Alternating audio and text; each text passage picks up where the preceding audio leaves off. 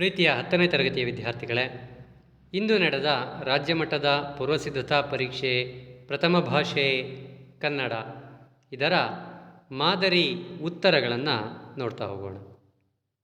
ಗಮನಿಸಿ, ಕೆಳಗಿನ ಪ್ರಶ್ನೆಗಳಿಗೆ ಅಥವಾ ಅಪೂರ್ಣ ಹೇಳಿಕೆಗಳಿಗೆ 4 ಆಯ್ಕೆಗಳನ್ನು ನೀಡಲಾಗಿದೆ. ಸೂಕ್ತವಾದ ಉತ್ತರವನ್ನು ಆರಿಸಿ ಕ್ರಮಾಕ್ಷರದೊಂದಿಗೆ ಬರೆಯಿರಿ. ಮೊದಲ ಪ್ರಶ್ನೆ, ಕನ್ನಡ ವರ್ಣಮಾಲೆಯಲ್ಲಿರುವ ಅನುನಾಸಿಕ ಅಕ್ಷರಗಳ ಸಂಖ್ಯೆ. ಸರಿಯಾದ ಉತ್ತರ 5. ಉತ್ತರ ಸಿ 5. ಮೈದೋರು ಪದವು ಈ ಸಂಧಿಗೆ ಉದಾಹರಣೆಯಾಗಿದೆ. ಮೈ ಪ್ಲಸ್ ತೋರು ಮೈದೋರು. ತ ಬದಲಿಗೆ ದ ಅನ್ನುವಂತಹ ವ್ಯಂಜನಾಕ್ಷರ ಬಂದಿದೆ. ಅದು ಉತ್ತರ ಪದದ ಆದಿಯಲ್ಲಿತ್ತು, ಹಾಗಾಗಿ ಅದು ಆದೇಶ ಸಂಧಿ ಆಗುತ್ತೆ. ಒಂದು ಅಭಿಪ್ರಾಯದ ವಿವರಣೆ ಮುಂದೆ ತಿಳಿಸಿದಂತೆ ಇದೆ ಎಂದು ತೋರಿಸುವ ಸಂದರ್ಭದಲ್ಲಿ ಈ ಚಿಹ್ನೆಯನ್ನು ಬಳಸಲಾಗುತ್ತದೆ. ಎಲ್ಲ ಲೇಖನ ಚಿಹ್ನೆಗಳ ವ್ಯಾಖ್ಯೆ ನಮಗೆ ತಿಳಿದಿರಲೇಬೇಕು, ಆಗ ಸುಲಭವಾಗಿ ಇದಕ್ಕೆ ಉತ್ತರಿಸ್ಬೋದು. ಸರಿಯಾದ ಉತ್ತರ ಬಿ ವಿವರಣಾತ್ಮಕ. ಮೆಲ್ವಾತು ಪದವು ಈ ಸಮಾಸಕ್ಕೆ ಉದಾಹರಣೆಯಾಗಿದೆ. ಮೆಲ್ಲಿತು ಕೂಡಿಸು ಮಾತು ಮೆಲ್ವಾತು. ಇಂತಹ ಮಾತು. ಹಾಗಾಗಿ ಸರಿಯಾದ ಉತ್ತರ ಡಿ ಕರ್ಮಧಾರೆಯ ಸಮಾಸ. ಅತ್ತಣಿಂ ಎಂಬುದು ಈ ವಿಭಕ್ತಿಯ ಪ್ರತ್ಯಯ. ಹಳಗನ್ನಡ ವಿಭಕ್ತಿ ಪ್ರತ್ಯಯಗಳು ನಮಗೆ ತಿಳಿದಿರಬೇಕು. ಇಲ್ಲಿ ಅತ್ತಣಿಂ ಅನ್ನುವುದು ಹಳಗನ್ನಡದಲ್ಲಿ ಬರುವಂತಹದ್ದು. ಸರಿಯಾದ ಉತ್ತರ ಸಿ ಪಂಚಮಿ ವಿಭಕ್ತಿ ಪ್ರತ್ಯಯ. ಒಂದು ಅಥವಾ ಅನೇಕ ವಾಕ್ಯಗಳು ಒಂದು ಪ್ರಧಾನ ವಾಕ್ಯಕ್ಕೆ ಅಧೀನವಾಗಿದ್ದರೆ ಇದು. ಎಲ್ಲ ವಾಕ್ಯ ಪ್ರಭೇದಗಳ ವ್ಯಾಖ್ಯೆ ನಮಗೆ ತಿಳಿದಿರಬೇಕಾಗತ್ತೆ. ಸರಿಯಾದ ಉತ್ತರ ಯಾವುದು? ಎ ಮಿಶ್ರವಾಕ್ಯ. ಮೊದಲೆರಡು ಪದಗಳಿಗೆ ಸಂಬಂಧಿಸಿದಂತೆ ಮೂರನೆಯ ಪದಕ್ಕೆ ಸಂಬಂಧಿ ಪದ ಬರೆಯುವುದು. ಪರ್ವತ ರೂಢನಾಮವಾದರೆ ಸಹದೇವ ಅಂಕಿತನಾಮ. ಮೊತ್ತ ಮೊದಲು ದ್ವಿರುಕ್ತಿ ಸತಿಪತಿ ಜೋಡು ನುಡಿ. ಕಾರ್ಯ ಕಜ್ಜ ಯಶ ತತ್ಸಮ ತದ್ಭವವನ್ನು ಕೇಳಿದ್ದಾರೆ ಜಸ. ಹಾಗೆಯೇ ಚೆನ್ನಾಗಿ ಸಾಮಾನ್ಯಾರ್ಥಕ ಅವ್ಯಯ. ಅಯ್ಯೋ ಅವ್ಯಯದ ವಿಧಗಳು. ಭಾವಸೂಚಕ ಅವ್ಯಯ. ಒಂದು ವಾಕ್ಯದಲ್ಲಿ ಉತ್ತರಿಸಿ. ಭಾಷೆ ಯಾವುದಕ್ಕೆ ಸಾಧನವಾಗಿದೆ? ಉತ್ತರ ನಮ್ಮ ಭಾಷೆ ಪಾಠದ್ದು. ನಮ್ಮ ಸುತ್ತಮುತ್ತಲಿನವರೊಡನೆ ವ್ಯವಹರಿಸುವುದಕ್ಕೆ ಹಾಗೂ ವಿನಿಮಯ ಮಾಡುವುದಕ್ಕೆ ಭಾಷೆ ಒಂದು ಅಮೂಲ್ಯ ಸಾಧನವಾಗಿದೆ. 12ನೆಯ ಪ್ರಶ್ನೆ, ವಚನಕಾರರಿಗೆ ಯಾವುದು ದೇವರಾಗಿತ್ತು? ಪಾಠವನ್ನು ಆಲೋಚಿಸಿ, ಆಗ ಉತ್ತರ ಸುಲಭವಾಗಿ ಗೊತ್ತಾಗುತ್ತೆ. ಯಾವುದು? ಹೌದು, ಎದೆಗೆ ಬಿದ್ದ ಅಕ್ಷರ. ವಚನಕಾರರಿಗೆ ಅವರವರ ಪ್ರಜ್ಞೆಯೇ ದೇವರಾಗಿತ್ತು. ಮುಂದೆ, ಗಡಿ ಪ್ರದೇಶಗಳಲ್ಲಿ ಬ್ಲ್ಯಾಕ್ಔಟ್ ನಿಯಮವನ್ನು ಏಕೆ ಪಾಲಿಸಲಾಗುತ್ತದೆ? ಪಾಠ ಯುದ್ಧ. ನೇರವಾದ ಪ್ರಶ್ನೆ. ಗಡಿ ಪ್ರದೇಶಗಳಲ್ಲಿ ಶತ್ರುಗಳ ವೈಮಾನಿಕ ದಾಳಿ ಹಾಗೂ ಬಾಂಬುಗಳ ದಾಳಿಯಿಂದ ರಕ್ಷಿಸಿಕೊಳ್ಳಲು ಬ್ಲ್ಯಾಕ್ಔಟ್ ನಿಯಮವನ್ನು ಪಾಲಿಸಲಾಗುತ್ತದೆ. 14ನೇ ಪ್ರಶ್ನೆ, ಕಾಶ್ಯಪಿ ವಿದ್ಯಾಭ್ಯಾಸಕ್ಕಾಗಿ ತನ್ನ ಮಕ್ಕಳನ್ನು ಯಾರ ಬಳಿಗೆ ಕಳುಹಿಸಿದಳು? ಸರಿಯಾದ ಉತ್ತರ, ಮೊದಲು ಪಾಠ ಆಲೋಚಿಸಿ. ಅಗ್ನಿಭೂತಿ ವಾಯುಭೂತಿಯರ ಕತೆ. ಉತ್ತರ, ಕಾಶ್ಯಪಿ ವಿದ್ಯಾಭ್ಯಾಸಕ್ಕಾಗಿ ತನ್ನ ಮಕ್ಕಳನ್ನು ತನ್ನ ಅಣ್ಣನಾದ ಸೂರ್ಯಮಿತ್ರನ ಬಳಿಗೆ ಕಳುಹಿಸಿದಳು. ಹಕ್ಕಿಯ ಕಣ್ಣುಗಳು ಯಾವುವು? ಹಕ್ಕಿ ಹಾರುತ್ತಿದೆ ನೋಡಿದಿರಾ ಪದ್ಯ, ಸುಲಭವಾಗಿದೆ. ಹಕ್ಕಿಯ ಕಣ್ಣುಗಳು ಸೂರ್ಯಚಂದ್ರರು. ದ್ರೋಣನು ಪರಶುರಾಮನಲ್ಲಿಗೆ ಏಕೆ ಬಂದನು? ಉತ್ತರ, ದ್ರೋಣನು ದ್ರವ್ಯವನ್ನು ಬಯಸಿ ಪರಶುರಾಮರಲ್ಲಿಗೆ ಬಂದನು. ಮುಂದೆ, ಕ್ರಿಯಾ ಸ್ವಾತಂತ್ರ್ಯ ಎಂದರೇನು?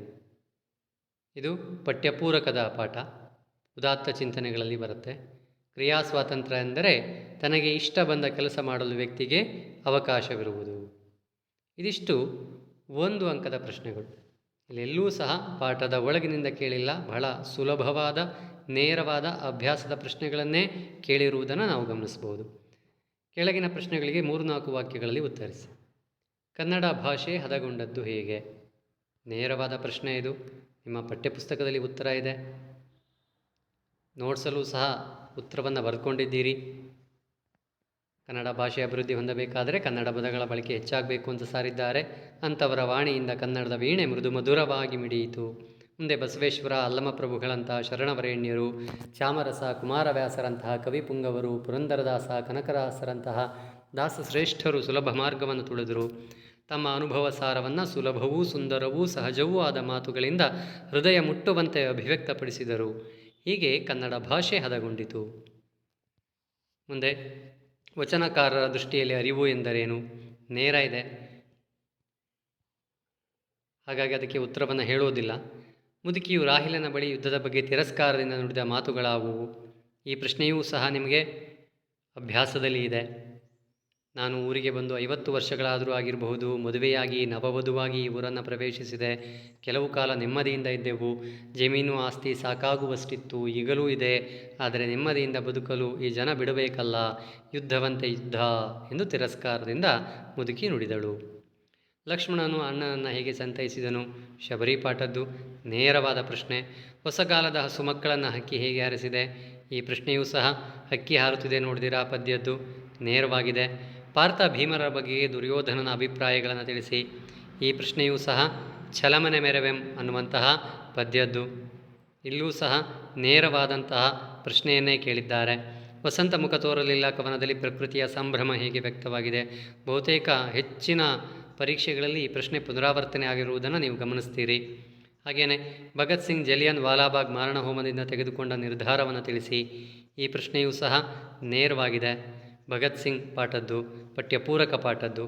ಭಗವಂತನಲ್ಲಿ ಶರಣಾಗುವ ಭಾವ ಅಕ್ಕ ಮಹಾದೇವಿಯವರ ವಚನದಲ್ಲಿ ಹೇಗೆ ವ್ಯಕ್ತಗೊಂಡಿದೆ? ಇದು ವಚನಗಳು ಅನ್ನುವಂತಹ ಪದ್ಯದ್ದು. ಅಲ್ಲಿರುವುದೇ 2 ಪ್ರಶ್ನೆಗಳು. ಆ 2 ಪ್ರಶ್ನೆಗಳಲ್ಲಿ ಎರಡನ್ನೂ ನಾವು ಕಲೀಲೇಬೇಕಾಗತ್ತೆ. ಒಂದು ಪ್ರಶ್ನೆ ಖಂಡಿತವಾಗಿಯೂ ಪರೀಕ್ಷೆಗೆ ಬರುವ ಸಾಧ್ಯತೆ ಇರುತ್ತೆ. ಪೈಗಳ ತಮ್ಮನ ನೂಲು ಮದುವೆಗೆ ಹೇಗೆ ಸಿದ್ಧತೆ ಮಾಡಿಕೊಳ್ಳುತ್ತಿದ್ದರು? ನಾನು ಪ್ರಾಸ ಬಿಟ್ಟ ಕತೆ ಈ ಪಾಠದ್ದು. ಅತ್ಯಂತ ಸುಲಭವಾದ ಪ್ರಶ್ನೆ. ಬಹಳಷ್ಟು ಸಾರಿ ಈ ಪ್ರಶ್ನೆಯನ್ನು ಹಲವು ಪರೀಕ್ಷೆಗಳಲ್ಲಿ ಕೇಳಿದ್ದಾರೆ. ಇಲ್ಲಿ ನೀವು ಗಮನಿಸಿದಾಗೆ 3-4 ವಾಕ್ಯದ ಯಾವ ಪ್ರಶ್ನೆಯೂ ಸಹ ಪಾಠದ ಒಳಗಿನಿಂದ ಕೇಳಿಲ್ಲ. ಎಲ್ಲವೂ ನೇರವಾದ ಅತ್ಯಂತ ಸುಲಭವಾದ ಪ್ರಶ್ನೆಗಳೇ ಆಗಿದ್ದವು. ಕೆಳಗಿನ ಕವಿ ಸಾಹಿತಿಗಳ ಸ್ಥಳ, ಕಾಲ, ಕೃತಿ, ಬಿರುದು, ಪ್ರಶಸ್ತಿಗಳ ಕುರಿತು ವಾಕ್ಯ ರೂಪದಲ್ಲಿ ಬರೆಯಿರಿ. ಪೂತಿ ನರಸಿಂಹಾಚಾರ್. ಶಬರಿ ಪಾಠವನ್ನು ಬರೆದಂತಹ ಪುರೋಹಿತ ತಿರುನಾರಾಯಣಯ್ಯಂಗಾರ್ಯ ನರಸಿಂಹಾಚಾರ್ ಅವರ ಬಗ್ಗೆ ಕೇಳಿದ್ದಾರೆ. ಕಾಲ 1905, ಮಂಡ್ಯ ಜಿಲ್ಲೆ ಮೇಲ್ಕೋಟೆ ಅವರು. ಅನಂತರ ಅವರ ಕೃತಿಗಳು, ಅವರಿಗೆ ದೊರೆತ ಪ್ರಶಸ್ತಿಗಳು ಇವೆಲ್ಲವನ್ನು ನೀವು ವಾಕ್ಯ ರೂಪದಲ್ಲಿ ಬರೀಬೇಕಾಗತ್ತೆ. ಹಾಗೆಯೇ ರನ್ನ, ಒಂದು ಹಳಗನ್ನಡ ಕವಿ, ಒಬ್ಬರು ಹೊಸಗನ್ನಡದವರನ್ನು ಕೇಳ್ತಾರೆ. ಹಾಗೆಯೇ ಗದ್ಯದಿಂದ ಒಬ್ಬರು, ಪದ್ಯದಿಂದ ಒಬ್ಬರನ್ನು ಕೇಳ್ತಾರೆ. ಅದನ್ನು ನೀವಿಲ್ಲಿ ಗಮನಿಸಬಹುದಾಗಿದೆ. ರನ್ನನ ಕಾಲ 949, ಬಾಗಲಕೋಟೆ ಜಿಲ್ಲೆಯಲ್ಲಿ ಬರುವ ಮುಧೋಳಲು, ಈಗಿನ ಮುಧೋಳ ಅನ್ನುವಂತಹ ಗ್ರಾಮ. ಅನಂತರ ಸಾಹಸ ಭೀಮವಿಜಯ, ಅಜಿತ ತೀರ್ಥಂಕರ ಪುರಾಣ ತಿಲಕ, ಪರಶುರಾಮ ಚರಿತಂ, ಚಕ್ರೇಶ್ವರ ಚರಿತಂ ಅನ್ನುವಂಥ ಕಾವ್ಯ ಬರೆದಿದ್ದಾನೆ. ರನ್ನ ಕಂದ ಎನ್ನುವ ನಿಘಂಟನ್ನು ಬರೆದಿದ್ದಾನೆ. ಕವಿಚಕ್ರವರ್ತಿ ಎಂಬ ಬಿರುದಿದೆ.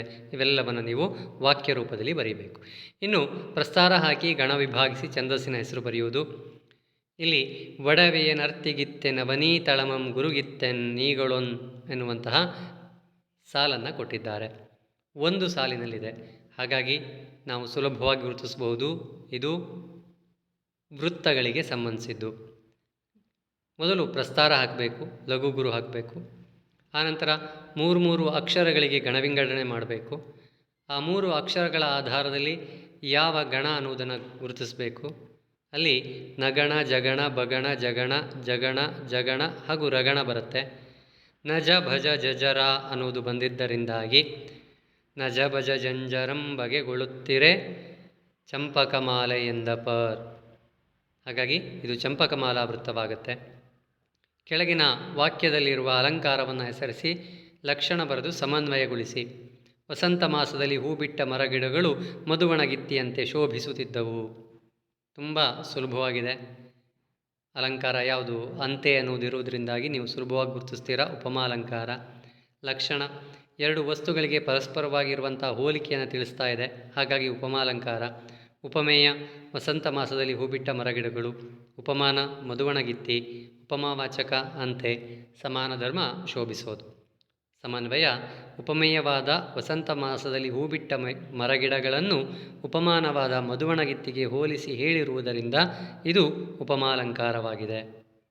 ಮುಂದೆ ಹೆತ್ತ ತಾಯಿ ಹೊತ್ತ ನಾಡು ಸ್ವರ್ಗಕ್ಕಿಂತ ಮಿಗಿಲು. ಗಾದೆ ಮಾತನ್ನು ವಿಸ್ತರಿಸಿ ಬರೆಯುವುದು. ಮೊದಲು ಗಾದೆ ಬಗ್ಗೆ ಬರಿತೀರಾ. ಗಾದೆ ಅಂದರೆ ಏನು ಅಂಥೇಳಿ. ಜನಪದರ ಅನುಭವದ ನುಡಿಮುತ್ತುಗಳು. ಗಾದೆಗಳು ಆಕಾರದಲ್ಲಿ ವಾಮನನಾದರೂ ಅರ್ಥದಲ್ಲಿ ತ್ರಿವಿಕ್ರಮ, ಗಾದೆಗಳು ವೇದಗಳಿಗೆ ಸಮಾನ, ಅಂತಹ ಸಾವಿರಾರು ಗಾದೆ ಮಾತುಗಳನ್ನು ಕನ್ನಡದಲ್ಲಿ ಕಾಣಬಹುದು. ಅಂತಹದ್ದರಲ್ಲಿ ಒಂದು ಹೆತ್ತ ತಾಯಿ ಹೊತ್ತ ನಾಡು ಸ್ವರ್ಗಕ್ಕಿಂತ ಮಿಗಿಲು. ಇದು ನಿಮ್ಮ ಪಠ್ಯಪುಸ್ತಕದಲ್ಲಿ ಅಭ್ಯಾಸಕ್ಕೆ ಇದೆ. ಈ ಗಾದೆ ನಮ್ಮನ್ನು ವಿವರಣೆಯನ್ನು ಬರೆಯುವುದಾದರೆ, ನಮ್ಮನ್ನು ಹೆತ್ತ ತಾಯಿ ಹಾಗೂ ನಮಗೆ ಆಶ್ರಯ ನೀಡಿದ ಜನ್ಮಭೂಮಿಯ ಮಹತ್ವದ ಬಗ್ಗೆ ಈ ಗಾದೆ ತಿಳಿಸುತ್ತದೆ. ಜನನಿ ಜನ್ಮಭೂಮಿಶ್ಚ ಸ್ವರ್ಗಾದಪಿ ಗರೀಯಸಿ ಎಂಬ ಸಂಸ್ಕೃತದ ಉಕ್ತಿ ಸಹ ಅದನ್ನೇ ಹೇಳುತ್ತದೆ. ನಮ್ಮ ತಾಯಿ ನಮ್ಮ ಸನಿಹದಲ್ಲಿ ಇದ್ದರೆ ಅದು ಸ್ವರ್ಗ ಸಮಾನ. ಹಾಗಾಗಿಯೇ ಜನಪದರು ಯಾರು ಆದಾರೋ ಹೆತ್ತ ತಾಯಿಯಂತೆ ಆದಾರೋ, ಸಾವಿರ ಸೌದೆ ಒಲೆಯಲ್ಲಿ ಉರಿದಾರೋ ದೀವಿಗೆಯಂತ ಬೆಳಕುಂಟೆ ಎಂದಿದ್ದಾರೆ. ಎಷ್ಟೇ ಬಂಧುಗಳಿದ್ದರೂ ನಮ್ಮ ತಾಯಿಯ ಸ್ಥಾನವನ್ನು ಯಾರಿಗೂ ತುಂಬಲು ಸಾಧ್ಯವಿಲ್ಲ. ಹಾಗೆಯೇ ಊರೂರು ಕಂಡ ಮೇಲೆ ನಮ್ಮೂರೇ ನಮಗೆ ಮೇಲು ಎಂಬ ಹಾಡಿನಂತೆ ಎಷ್ಟೇ ಊರು ಸುತ್ತಾಡಿದರೂ ನಮ್ಮ ಜನ್ಮಭೂಮಿಯೇ ನಮಗೆ ಸ್ವರ್ಗ ಸಮಾನ. ಇಲ್ಲಿ ಸಿಗುವ ಸುಖ ನೆಮ್ಮದಿ ಬೇರೆ ಎಲ್ಲೂ ಸಿಗುವುದಿಲ್ಲ. ಈ ಗಾದೆಯನ್ನು ಸರಿಯಾಗಿ ಅರ್ಥೈಸಿಕೊಂಡು ನಮ್ಮ ಜೀವನದಲ್ಲಿ ಅಳವಡಿಸಿಕೊಳ್ಳುವ ಮೂಲಕ ನಾವು ನಮ್ಮ ಜನ್ಮದಾತೆಗೆ ಹಾಗೂ ನಮ್ಮ ನಾಡಿಗೆ ನಾವು ಸದಾ ಋಣಿಗಳಾಗಿರಬೇಕು. ಅಥವಾ ದೂರದ ಬೆಟ್ಟ ಕಣ್ಣಿಗೆ ನುಣ್ಣಗೆ. ಪ್ರಾರಂಭದಲ್ಲಿ ಗಾದೆಯ ಬಗ್ಗೆ ಬರಿತೀರಾ? ಇದು ಬಾಹ್ಯ ಅರ್ಥ ಏನೆಂದರೆ, ದೂರದಿಂದ ನೋಡಲಿಕ್ಕೆ ಬೆಟ್ಟ ನುಣುಪಾಗಿ ಕಾಣುತ್ತೆ, ಆದರೆ ವಾಸ್ತವದಲ್ಲಿ ಹಾಗೆ ಇರುವುದಿಲ್ಲ. ಅದರ ಸಮೀಪಕ್ಕೆ ಹೋಗಿ ನೋಡಿದರೆ ಹಲವಾರು ಹೊಂಡಗುಂಡಿಗಳು ಏರು ತಗ್ಗುಗಳಿಂದ ಕೂಡಿರುತ್ತದೆ. ಆದರೆ ದೂರಕ್ಕೆ ಅದು ಬಹು ಸುಂದರವಾಗಿ ನುಣುಪಾಗಿ ಕಾಣುತ್ತದೆ. ಸಮೀಪ ಹೋದ ಮೇಲೆ ಅದರ ನಿಜವಾದ ಸ್ಥಿತಿ ನಮಗೆ ಅರಿವಾಗುವುದು. ಇದರ ಆಂತರ್ಯದ ಅರ್ಥವೇನೆಂದರೆ, ನಾವು ಯಾವುದೇ ಒಂದು ವಿಷಯವನ್ನು ದೂರದಿಂದ ಕಂಡಾಗ ಅಂದಾಜಿಸುವುದಕ್ಕೂ ಅದರ ಸಮೀಪಕ್ಕೆ ಹೋಗಿ ನೋಡಿದಾಗ ತಿಳಿಯುವುದಕ್ಕೂ ಬಹಳ ವ್ಯತ್ಯಾಸ ಇರುತ್ತದೆ. ಇದು ವ್ಯಕ್ತಿಯ ವಿಷಯದಲ್ಲೂ ಹೌದು. ದೂರದಿಂದ ನಮಗೆ ಕೆಲವು ವ್ಯಕ್ತಿಗಳು ಒಳ್ಳೆಯವರಾಗಿ ಸಂಭಾವಿತರಂತೆ ಕಾಣಬಹುದು, ಆದರೆ ನಾವು ಅವರ ಸನಿಹಕ್ಕೆ ಹೋದಾಗಲೇ ಅವರ ನಿಜ ಬಣ್ಣ ಏನೆಂಬುದು ತಿಳಿಯುತ್ತದೆ. ಹಾಗಾಗಿ ಈ ಗಾದೆ ಯಾವುದೇ ವ್ಯಕ್ತಿ ಅಥವಾ ವಿಷಯದ ಬಗ್ಗೆ ನಾವು ಕೂಲಂಕಷವಾಗಿ ಪರೀಕ್ಷಿಸದೆ ಯಾವುದೇ ನಿರ್ಧಾರಕ್ಕೆ ಬರಬಾರದೆಂಬುದನ್ನು ಸುಂದರವಾಗಿ ತಿಳಿಸಿಕೊಡುತ್ತದೆ. ಇನ್ನು ಸಂದರ್ಭ ಸ್ವಾರಸ್ಯ. ನಾನು ಮುಖ ಮೇಲಾಗಿ ಬಿದ್ದಿದ್ದೇನೆ. ಯಾವ ಪಾಠ ಅನ್ನೋದನ್ನು ಮೊದಲು ಆಲೋಚಿಸಿ. ಸಾಧಾರಣವಾಗಿ ಸಂದರ್ಭದಲ್ಲಿ ಮೊದಲ 3 ಗದ್ಯದಿಂದ ಬಂದಿರುತ್ತೆ. ಹಾಗಾಗಿ ಇದು ಗದ್ಯ ಯಾವುದು? ಹೌದು, ವ್ಯಾಘ್ರಗೀತೆ. ನೇರವಾಗಿದೆ. ನಿಮ್ಮ ಅಭ್ಯಾಸದಲ್ಲೂ ಈ ಪ್ರಶ್ನೆ ಇದೆ. ಮನುಷ್ಯನಂತೆ ಟೊಪ್ಪಿಗೆಯಲ್ಲವೇ? ಟೊಪ್ಪಿಯ ಬಗ್ಗೆ ಇರುವಂತಹದ್ದು ಯಾವ ಪಾಠ? ಲಂಡನ್ ನಗರ. ಇದು ಪಾಠದ ಒಳಗಿನಿಂದ ಕೇಳಿದ್ದಾರೆ. ತುಂಬ ಗಲಿಬಿಲಿಗೊಳ್ಳುವ ಅವಶ್ಯಕತೆ ಇಲ್ಲ.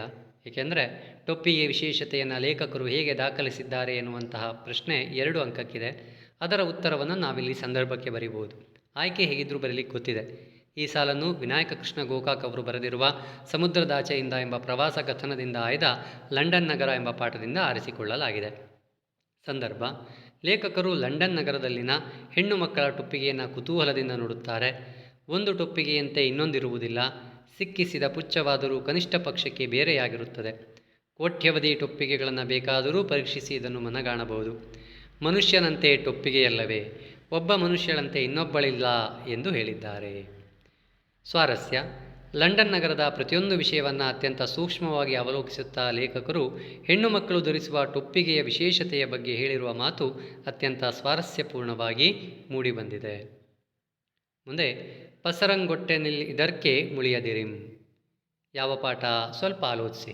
ಇದು ಗದ್ಯದ್ದೇ. ಹಳಗನ್ನಡ ಇದೆ. ಗದ್ಯದ್ದಾಗಿ ಹಳಗನ್ನಡ ಇದೆ ಅಂದ ಕೂಡಲೇ ನಮಗೆ ಗೊತ್ತಾಗತ್ತೆ ಅದು ಅಗ್ನಿಭೂತಿ ವಾಯುಭೂತಿಯರ ಕಥೆ. ಆನಂತರ ಆ ಸಾಲನ್ನು ಅರ್ಥೈಸಿಕೊಳ್ಳಿಕ್ಕೆ ಪ್ರಯತ್ನಿಸಿ.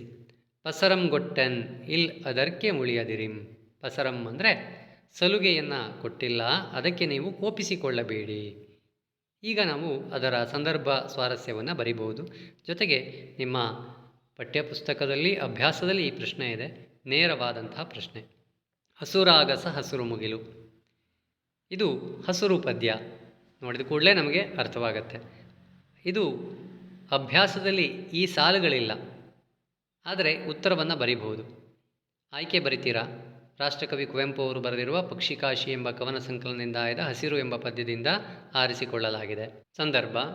ಪ್ರಕೃತಿ, ಅಲ್ಲಿಯ ಹಸಿರಿನೊಂದಿಗೆ ಕವಿ ಕುವೆಂಪು ಅತ್ಯಂತ ಸಮೀಪ ಸಂಬಂಧವನ್ನು ಹೊಂದಿದ್ದರು.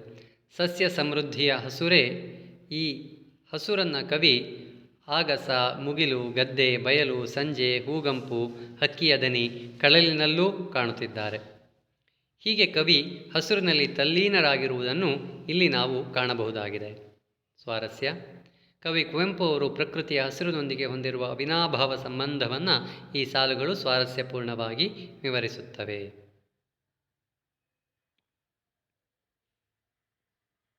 ಇನ್ನು ಹೊಡೆದರೋ ಗುಂಡ ಕರುಣ ಇಲ್ಲದಾಂಗ, ನೋಡ್ತಿದ್ದ ಹಾಗೆ ಗೊತ್ತಾಗತ್ತೆ ಇದು ಹಲಗಲಿ ಬೇಡರು ಅನ್ನುವಂಥ ಪದ್ಯಕ್ಕೆ ಸಂಬಂಧಿಸಿದ್ದು. ಅಭ್ಯಾಸದಲ್ಲೂ ಈ ಪ್ರಶ್ನೆ ಇದೆ. ನೂಂಕಂತಪ್ಪನ ನರಿಯನೆಂದು ಸಭೆಯೋಳ್ ನುಡಿದಂ, ಇದು ಯಾವ ಪದ್ಯ ಅಂತ ಆಲೋಚಿಸಿ. ಹಳಗನ್ನಡ ಪದ್ಯ ಅನ್ನೋದು ನಿಮಗೆ ಸ್ಪಷ್ಟ ಆಗುತ್ತೆ. ನೂಂಕ್ ಅಂತಪ್ಪನನ್, ನೂಕು ಅಂತವನನ್ನು ಅರಿಯೇನು ಎಂದು ಸಭೆಯಲ್ಲಿ ಹೇಳಿದ, ಯಾವ ಪದ್ಯ? ಹೌದು, ಆದಿಕವಿ ಪಂಪ ಬರೆದ ವಿಕ್ರಮಾರ್ಜುನ ವಿಜಯ ಎಂಬ ಕಾವ್ಯದಿಂದ ಆರಿತ ಕೆಮ್ಮನೆ ಮೀಸೆ ಒತ್ತನೆ ಎಂಬ ಪದ್ಯದಿಂದ ಆರಿಸಿಕೊಳ್ಳಲಾಗಿದೆ. ಇನ್ನು ಸಂದರ್ಭ ಬರೆಯುವುದಾದರೆ, ದ್ರೋಣನು ದೃಪದನ ಅರಮನೆಯ ಬಾಗಿಲಲ್ಲಿ ನಿಂತು ಬಾಗಿಲು ಕಾಯುವವನನ್ನು ಕರೆದು, ನಿಮ್ಮ ಜೊತೆಯಲ್ಲಿ ಆಡಿದ ಸ್ನೇಹಿತ ದ್ರೋಣನೆಂಬ ಬ್ರಾಹ್ಮಣ ಬಂದಿದ್ದಾನೆ, ನಿಮ್ಮ ರಾಜನಿಗೆ ತಿಳಿಯಪಡಿಸು ಎಂದಾಗ, ಅವನು ಆ ರೀತಿಯಲ್ಲಿ ಬಂದು ಅರಿಕೆ ಮಾಡಿಕೊಂಡಾಗ ದೃಪದನು, ರಾಜ್ಯ ಮಧ್ಯದಿಂದ ಸೊಕ್ಕಿದವನು ಅಹಂಕಾರದಿಂದ, ದ್ರೋಣನೆಂಬ ಬ್ರಾಹ್ಮಣನೇ ನನಗೆ ಸ್ನೇಹಿತನೇ, ಅಂಥವನನ್ನು ನಾನು ತಿಳಿದಿಲ್ಲ, ಅವನನ್ನು ಹೊರಕ್ಕೆ ನೂಕು ಎಂದು ತುಂಬಿದ ಸಭೆಯಲ್ಲಿ ದೃಪದನು ಹೀಗೆ ನುಡಿಯುತ್ತಾನೆ. ಸ್ವಾರಸ್ಯ, ಸ್ನೇಹವನ್ನು ಮರೆತು ಅಧಿಕಾರದ ಮದದಿಂದ ದೃಪದನು ಆಡುವ ಗರ್ವದ ಮಾತುಗಳು ಸ್ವಾರಸ್ಯಪೂರ್ಣವಾಗಿ ಮೂಡಿಬಂದಿವೆ. ಮುಂದೆ ಪದ್ಯಭಾಗ ಪೂರ್ಣಗೊಳಿಸಿ. ಸುಲಭವಾಗಿದೆ. ಕಲುಷಿತವಾದಿ ಸಂಕಲ್ಪಗೀತೆ ಪದ್ಯದ ಸಾಲುಗಳು. ಮುಂದೆ ಪದ್ಯಭಾಗವನ್ನು ಆಧರಿಸಿ ಓದಿ ಅರ್ಥ ಮಾಡಿಕೊಂಡು ಮೌಲ್ಯಾಧಾರಿತ ಸಾರಾಂಶ ಬರೆಯುವುದು. ಉರ್ವಿಯೋಳ್ ಕೌಸಲ್ಯ ಪಡೆದ ಕುವರಂ. ಮೊದಲು ಆಯ್ಕೆ ಬರೆದ ಹಾಗೆ ಬರೀರಿ. ಈ ಪದ್ಯಭಾಗವನ್ನು ಲಕ್ಷ್ಮೀಶ ಕವಿ ಬರೆದಿರುವ ಜೈಮಿನಿ ಭಾರತ ಎಂಬ ಕೃತಿಯಿಂದ ಆಯ್ದ ವೀರಲವ ಎಂಬ ಪದ್ಯದಿಂದ ಆರಿಸಲಾಗಿದೆ. ಇನ್ನು ಸ್ವಲ್ಪ ಅದರ ಹಿನ್ನೆಲೆಯ ಕಥೆಯನ್ನು ಬರೆಯುವುದಾದರೆ, ವಾಲ್ಮೀಕಿ ಮಹರ್ಷಿಗಳಿಂದ ಹೂದೋಟದ ಕಾವಲಿಗೆ ನೇಮಿಸಲ್ಪಟ್ಟ ಲವ ಉದ್ಯಾನವನವನ್ನು ಹೊಕ್ಕ ಕುದುರೆಯನ್ನು ನೋಡಿ ಸಿಟ್ಟುಕೊಳ್ಳುತ್ತಾನೆ. ಈ ಕುದುರೆ ಹೂದೋಟವನ್ನು ಹಾಳು ಮಾಡುತ್ತಿದೆ ಎಂದು ಯೋಚಿಸಿ ಅದರ ಸಮೀಪಕ್ಕೆ ಬಂದಾಗ ಅದರ ನೆತ್ತಿಯಲ್ಲಿ ಬರೆದಿದ್ದ ಪಟ್ಟದ ಲಿಖಿತವನ್ನು ನೋಡಿ ಅದನ್ನು ಓದುತ್ತಾನೆ. ಅದರಲ್ಲಿ ಬರೆದಿದ್ದಂತೆ, ಈ ಭೂಮಿಯಲ್ಲಿ ಕೌಸಲ್ಯೆಯ ಮಗನಾದ ಶ್ರೀರಾಮನೊಬ್ಬನೇ ವೀರ, ಅವನ ಯಜ್ಞದ ಕುದುರೆ ಇದು. ಇದನ್ನು ಎದುರಿಸುವ ಸಮರ್ಥರು ಯಾರಾದರೂ ಇದ್ದರೆ ಈ ಕುದುರೆಯನ್ನು ತಡೆಯಿರಿ ಎಂದು ಬರೆದಿದ್ದ ಲೇಖನವನ್ನು ನೋಡಿ ಲವನು ಅವನ ಗರ್ವವನ್ನು ಬಿಡಿಸದೇ ಇದ್ದರೆ ನನ್ನ ತಾಯಿಯನ್ನು ಎಲ್ಲರೂ ಬಂಜೆ ಎಂದು ಕರೆಯುವುದಿಲ್ಲವೇ? ಅಲ್ಲದೆ ನನ್ನ ತೋಳುಗಳಿದ್ದು ಏನು ಪ್ರಯೋಜನ ಎಂದು ಯೋಚಿಸಿ ಅವನ ಅಹಂಕಾರವನ್ನು ಬಿಡಿಸುತ್ತೇನೆಂದು ಪ್ರತಿಜ್ಞೆಯನ್ನು ಮಾಡಿ ಲವನು ಕೋಪಗೊಳ್ಳುತ್ತಾನೆ. ಹೀಗೆ ಕುದುರೆಯನ್ನು ಕಟ್ಟುವ ನಿರ್ಧಾರ ಮಾಡುವ ಲವನಲ್ಲಿನ ಕರ್ತವ್ಯ ಪ್ರಜ್ಞೆ, ಗುರುಭಕ್ತಿ, ಮಾತೃವಾತ್ಸಲ್ಯ, ಅಚಲ ನಿರ್ಧಾರ, ಕ್ಷಾತ್ರ ಸಹಜ ವೀರತೆಯ ಗುಣ ನಮಗೆ ಮೆಚ್ಚುಗೆಯಾಗುತ್ತದೆ. ಇನ್ನು 8 ವಾಕ್ಯದಲ್ಲಿ ಉತ್ತರಿಸಿ. ಸುಲಭವಾಗಿದೆ, ನೇರವಾಗಿದೆ. ನಾಲ್ವಡಿ ಕೃಷ್ಣರಾಜ ಒಡೆಯರ ಕಾಲದಲ್ಲಿ ಮೈಸೂರು ಮಾದರಿ ಮೈಸೂರು ರಾಜ್ಯ ಹೇಗಾಯಿತು ವಿವರಿಸಿ. ಅಥವಾ ವಿಶ್ವೇಶ್ವರಯ್ಯ ಅವರು ಮೈಸೂರು ದಿವಾನರಾಗಿ ಸಲ್ಲಿಸಿದ ಸೇವೆಯನ್ನು ಕುರಿತು ಬರೆಯಿರಿ. ಎರಡೂ ಸಹ ನಿಮಗೆ ಅಭ್ಯಾಸದಲ್ಲಿರುವಂತಹ ಪ್ರಶ್ನೆಗಳೇ ಆಗಿವೆ. ಪಾಂಡವರನ್ನು ರಕ್ಷಿಸಬೇಕೆಂದು ನಿರ್ಧರಿಸಿದ ಬಳಿಕ ಶ್ರೀಕೃಷ್ಣನು ಕರ್ಣನಿಗೆ ಒಡ್ಡಿದ ಆಮಿಷಗಳನ್ನು ಸಂಗ್ರಹಿಸಿ ಬರೆಯಿರಿ. ಇದು ಸಹ ಪಠ್ಯಪುಸ್ತಕದಲ್ಲಿ ನೇರವಾಗಿ ಅಭ್ಯಾಸದಿಂದ ಕೇಳಿದ್ದಾರೆ. ಪಾಂಡವರು ಸಹೋದರರು ಎಂದು ತಿಳಿದಾಗ ಕರ್ಣನ ಮನಸ್ಥಿತಿಯನ್ನು ನಿಮ್ಮ ಮಾತುಗಳಲ್ಲಿ ಬರೆಯಿರಿ. ಇದು ಸಹ ನೇರವಾದಂತಹ ಪ್ರಶ್ನೆ. ಗದ್ಯ ಭಾಗವನ್ನು ಓದಿಕೊಂಡು ಕೊಟ್ಟಿರುವ ಪ್ರಶ್ನೆಗಳಿಗೆ ಉತ್ತರ ಬರೆಯಿರಿ. ಒಂದು ಗದ್ಯ ಭಾಗ ಕೊಟ್ಟಿದ್ದಾರೆ ಇಲ್ಲಿ ನಿಮಗೆ, ಅದಕ್ಕೆ ಉತ್ತರವನ್ನು ಬರೆಯುವುದಾದರೆ, ಅಂತರ್ಜಲ ಮಟ್ಟ ಹೆಚ್ಚುತ್ತದೆ ಹೇಗೆ? ಉತ್ತರ, ನಮ್ಮ ಮಣ್ಣು ಒಂದು ಸ್ಪಂಜಿನಂತೆ.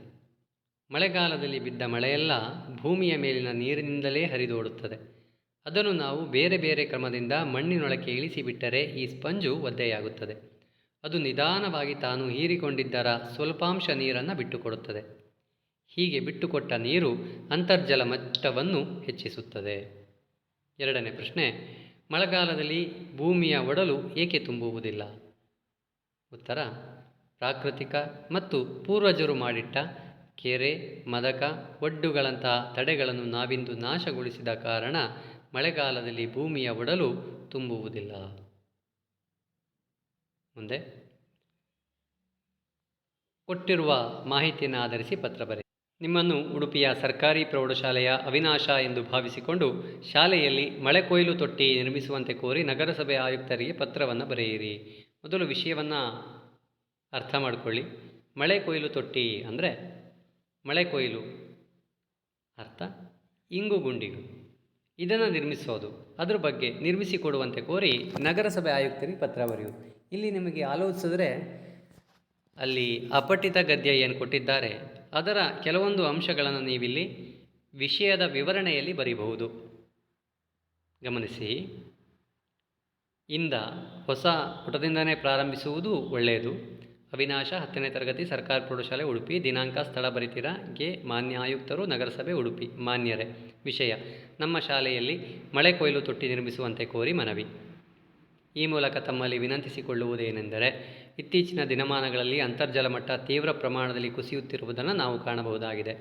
ಬೇಸಿಗೆಗಾಲ ಬಂದಾಗ ಪ್ರಾಣಿ ಪಕ್ಷಿಗಳ ಆದಿಯಾಗಿ ಮನುಷ್ಯನೂ ಸಹ ಹನಿ ನೀರಿಗಾಗಿ ಹಾಹಾಕಾರ ಪಡುವಂತಾಗುತ್ತದೆ. ಕೆರೆ ಬಾವಿಗಳು ಬತ್ತಿ ಹೋಗುತ್ತಿವೆ.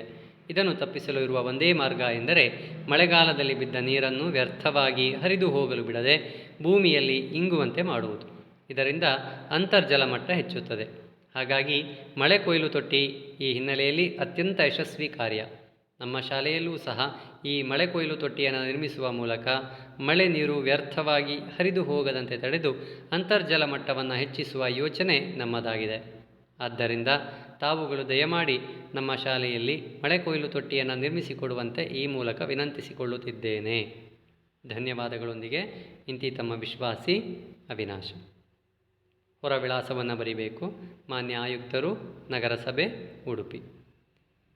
ಇನ್ನೊಂದು ಖಾಸಗಿ ಪತ್ರ: ಮಂಗಳೂರಿನ ಸರ್ಕಾರಿ ಪ್ರೌಢಶಾಲೆಯ ನೇಹಾ ಎಂದು ಭಾವಿಸಿಕೊಂಡು ಶಾಲಾ ವಾರ್ಷಿಕೋತ್ಸವಕ್ಕೆ ಆಹ್ವಾನಿಸಿ ಹುಬ್ಬಳ್ಳಿಯಲ್ಲಿ ವಾಸವಿರುವ ಜ್ಯೋತಿ ಎಂಬ ಹೆಸರಿನ ತಾಯಿಗೆ ಪತ್ರ ಬರೆಯಿರಿ.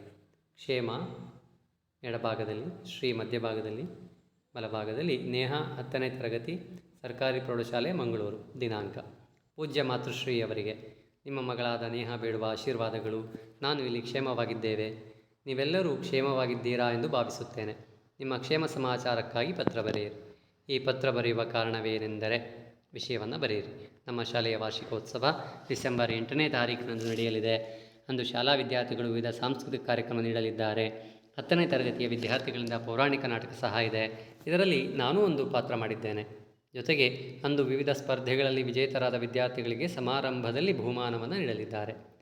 ನಾನು ಹಲವಾರು ಸ್ಪರ್ಧೆಗಳಲ್ಲಿ ಭಾಗವಹಿಸಿ ಪ್ರಥಮ, ದ್ವಿತೀಯ ಸ್ಥಾನ ಗಳಿಸಿದ್ದೇನೆ.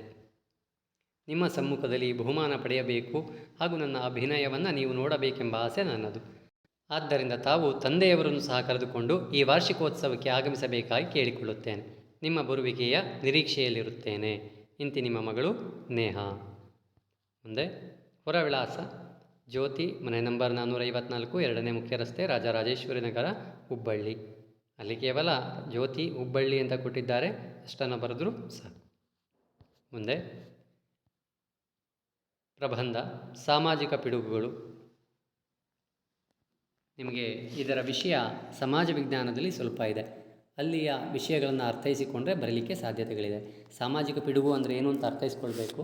ಆ ಸಾಮಾಜಿಕ ಪಿಡುಗುಗಳು ಯಾವುದ್ಯಾವುದು, ಅದರಿಂದ ಏನು ಸಮಸ್ಯೆ ಆಗ್ತಿದೆ, ಅದಕ್ಕೆ ಪರಿಹಾರ ಕ್ರಮಗಳೇನು, ಈ ರೀತಿಯಲ್ಲಿ ನೀವು ಪ್ರಬಂಧವನ್ನು ಬರಿಬೇಕು. ಈ ಸಾಮಾಜಿಕ ಪಿಡುಗುಗಳು ಪ್ರಬಂಧವನ್ನು ಬರೆಯುವುದಾದರೆ, ಸಮಾಜದ ಸ್ವಾಸ್ಥ್ಯವನ್ನು ಹಾಳು ಮಾಡುವ ಸಮಸ್ಯೆಗಳನ್ನೇ ನಾವು ಸಾಮಾಜಿಕ ಪಿಡುಗುಗಳು ಎಂದು ಕರೆಯುತ್ತೇವೆ. ಸಾಮಾಜಿಕ ಪಿಡುಗುಗಳು ಇಂದು ನಿನ್ನೆಯದಲ್ಲ. ಎಂದು ಮನುಷ್ಯ ಒಂದೆಡೆ ನೆಲೆ ನಿಂತು ಸಮಾಜದಲ್ಲಿ ವಾಸಿಸಲು ಪ್ರಾರಂಭಿಸಿದನೋ ಅಂದಿನಿಂದಲೇ ಈ ಸಾಮಾಜಿಕ ಪಿಡುಗುಗಳೂ ಸಹ ಹುಟ್ಟಿದವು ಎಂದರೆ ಖಂಡಿತ ಸುಳ್ಳಾಗದು. ಇವು ಸಮಾಜಕ್ಕೆ ಅಂಟಿಕೊಂಡಿರುವ ಶಾಪವಾಗಿದೆ. ಇನ್ನು ಪ್ರಸ್ತಾವನೆ: ಅಂತಹ ಸಾಮಾಜಿಕ ಪಿಡುಗುಗಳೆಂದರೆ ಜಾತೀಯತೆ, ಅಸ್ಪೃಶ್ಯತೆ, ಜೀತ ಪದ್ಧತಿ, ಬಾಲಕಾರ್ಮಿಕ ಪದ್ಧತಿ, ಮಹಿಳಾ ಶೋಷಣೆ, ವರದಕ್ಷಿಣೆ, ಮಾದಕ ವಸ್ತುಗಳ ಬಳಕೆ, ಕೊಲೆ, ಸುಲಿಗೆ, ದರೋಡೆ, ಅತ್ಯಾಚಾರ, ಮೂಢನಂಬಿಕೆಗಳು, ಹೀಗೆ ಪಟ್ಟಿ ಮಾಡುತ್ತಾ ಹೋದರೆ ಅದು ಬೆಳೆಯುತ್ತಲೇ ಹೋಗುತ್ತದೆ. ಈ ಸಾಮಾಜಿಕ ಪಿಡುಗುಗಳು ದೇಶದ ಅಭಿವೃದ್ಧಿಗೆ ಮಾರಕವಾಗಿದೆ. ಜಾತೀಯತೆ, ಕೋಮುವಾದಂತಹ ಪಿಡುಗುಗಳು ಜನರ ನಡುವೆ ಭಯದ ವಾತಾವರಣವನ್ನು ಉಂಟು ಮಾಡುತ್ತವೆ. ಸಮಾಜ ಆರ್ಥಿಕವಾಗಿ ಹಿಂದುಳಿಯುವಂತೆ ಮಾಡುತ್ತದೆ. ಹೊಂದಾಣಿಕೆ, ಸಾಮರಸ್ಯ, ದೇಶದ ಸಮಗ್ರತೆಗೆ ಇವು ಧಕ್ಕೆ ತರುತ್ತದೆ.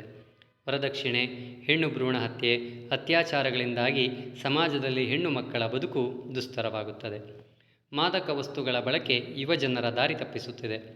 ದೇಶದ ಬಹುದೊಡ್ಡ ಶಕ್ತಿಯಾದ ಯುವಜನರು ಮದ್ಯಪಾನ, ಧೂಮಪಾನ, ದುಶ್ಚಟಗಳಿಂದ ಅವರ ಕುಟುಂಬಕ್ಕೆ ಮಾತ್ರವಲ್ಲ ಸಮಾಜಕ್ಕೂ ಹೊರೆಯಾಗುತ್ತಿದ್ದಾರೆ. ಬಾಲಕಾರ್ಮಿಕ ಪದ್ಧತಿ, ಜೀತ ಪದ್ಧತಿಯಿಂದ ಹಲವಾರು ಮಕ್ಕಳು ತಮ್ಮ ಶಿಕ್ಷಣವನ್ನು ಅರ್ಧಕ್ಕೆ ನಿಲ್ಲಿಸುವಂತಾಗಿದೆ. ಇದು ಅನಕ್ಷರತೆ, ಬಡತನಕ್ಕೆ ದಾರಿ ಮಾಡಿಕೊಟ್ಟಿದೆ. ಇನ್ನು ಮುಕ್ತಾಯವನ್ನು ನೋಡುವುದಾದರೆ, ಸಾಮಾಜಿಕ ಪಿಡುಗುಗಳ ವಿರುದ್ಧ ದೇಶದ ಯುವ ಸಮೂಹ ಧ್ವನಿ ಎತ್ತಬೇಕಾಗಿದೆ. ಜನರಲ್ಲಿ ಇದರ ಬಗ್ಗೆ ಜಾಗೃತಿಯನ್ನು ಮೂಡಿಸಬೇಕು. ಸರ್ಕಾರವೂ ಸಹ ಕಟ್ಟುನಿಟ್ಟಿನ ಕಾಯ್ದೆಗಳನ್ನು ಜಾರಿಗೊಳಿಸುವ ಮೂಲಕ ಇಂತಹ ಪಿಡುಗುಗಳು ಎಲ್ಲೂ ಸಂಭವಿಸದಂತೆ ಕಠಿಣ ಕ್ರಮಗಳನ್ನು ಕೈಗೊಳ್ಳಬೇಕು. ಆಗ ಮಾತ್ರ ನಮ್ಮ ಸಮಾಜ, ದೇಶ ಪ್ರಗತಿಯ ಪಥದತ್ತ ಹೆಜ್ಜೆ ಹಾಕಲು ಸಾಧ್ಯವಾಗುತ್ತದೆ. ಹಾಗೆಯೇ ಇನ್ನೊಂದು ಪ್ರಬಂಧ, ಶಾಲಾ ಸಂಸತ್ತಿನ ಚಟುವಟಿಕೆಗಳು.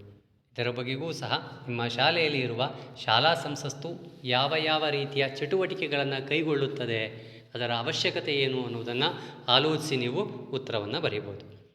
ಪ್ರೀತಿಯ ವಿದ್ಯಾರ್ಥಿಗಳೇ, ಬಹುತೇಕ ಇಂದು ನಡೆದಂತಹ ಪೂರ್ವಸಿದ್ಧತಾ ಪರೀಕ್ಷೆ ಅತ್ಯಂತ ಸುಲಭವಾಗಿತ್ತು. ಬಹುತೇಕ ಪ್ರಶ್ನೆಗಳು ನೇರವಾಗಿ ಪಠ್ಯಪುಸ್ತಕದಿಂದಲೇ ಕೇಳಿದವುಗಳಾಗಿದ್ದವು. ಇದಿಷ್ಟು ಇಂದಿನ ಪೂರ್ವಸಿದ್ಧತಾ ಪರೀಕ್ಷೆಗೆ ಮಾದರಿ ಉತ್ತರವನ್ನು ನಾನು ನಿಮಗೆ ನೀಡಿದ್ದೇನೆ.